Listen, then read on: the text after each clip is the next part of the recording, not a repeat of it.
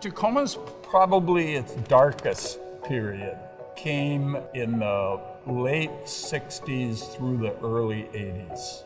My parents grew up, they went to downtown Tacoma because that was a hub of activity, but I wasn't around for that.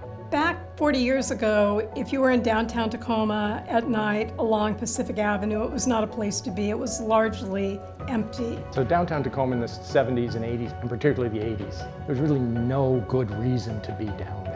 You know, it was a traditional industrial type city, and so there was a lot of legacy pollution. Pollution came out of the port of Tacoma, but more of it out of the storm drain systems that fed off of downtown, and particularly Nally Valley. The Thea Foss Waterway was an afterthought. It was an industrial dump. The city knew that they needed to redevelop the Foss Waterway, and they couldn't redevelop until they addressed the contamination.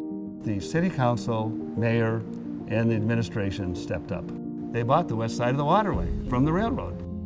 If the city wasn't willing to turn this property into useful property, nobody would. The thought was if we cleaned it up, we could do more commercial, we could do more residential, we could do more recreation and public access on the waterfront. We ended up paying $6.5 million. I would pay whatever to get a hold of that land because it was a once-in-a-century opportunity. The city was taking on this major responsibility for the cleanup. I was worried, can they do this?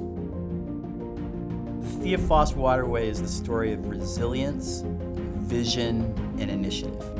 It's really about how a community comes together to solve issues. So I think it is a redemption story. It was a leap of faith.